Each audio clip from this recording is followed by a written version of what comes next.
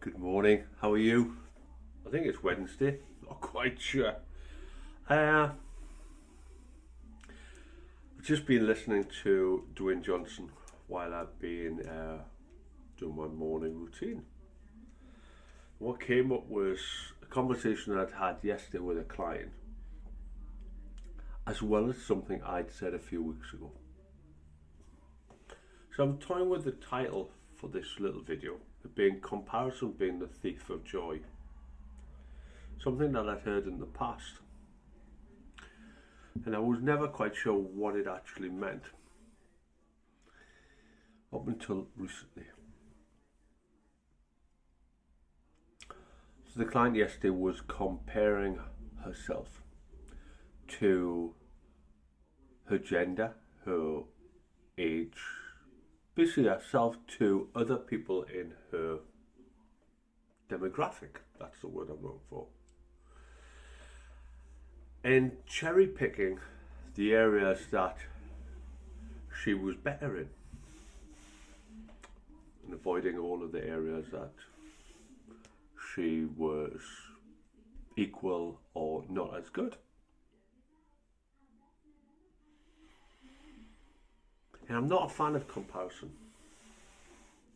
because I think it can negate all of the hard work that you're putting in, especially if you come to justify why you're choosing that aspect of that person and that aspect of that person, rather than just being the best you can be at that particular time. And it's not about lifting the heaviest weight time after time after time, because we know that there are some days you go to the gym and you can play all out and not lift as much weight, move as much volume, be on the cross trainer as long, the row machine as fast, play as hard, because of one reason or another. But what it comes down to is, are you putting everything in it that you can at that point in time? Do you know you need to keep a little bit in reserve for something else? Rather than looking at, oh, well, I did as well as them, or I did as well as them. When you're walking around the supermarket, do you look at other people and think, well, I look better than them, or I'm richer than them, whatever it may be? And what does that actually get you? So yesterday I mentioned three things: turning up, doing your best, and I can't remember the third thing, but never mind, because it's about turning up. It's not just about not comparing yourself to others around you, or even comparing yourself in the past to yourself. Now, I can hand on my heart say that for, I'm going to say, almost half my life I cruised. I didn't put my full effort in at all. In fact, I probably shied away from it, and I looked for different ways to avoid putting my full effort in. And I would blame everyone else.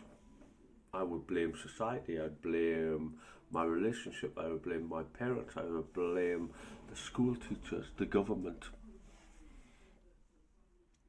But I realised that it was entirely up to me. It was for me to turn up, and to me to be my best on that day, or that time. Sitting on the row machine, looking out the window this morning, thinking, there's another video, philosophy. It's about turning up. There's no judgment, and there should never be a judgment for yourself. It's just asking yourself that question: did I do all I could do today? And if the answer is yes, God, I'm so pleased for you. If it's no, why not? We're so lucky to be, I meant to Google what the ratio, what the chances are for us being alive. It's billions.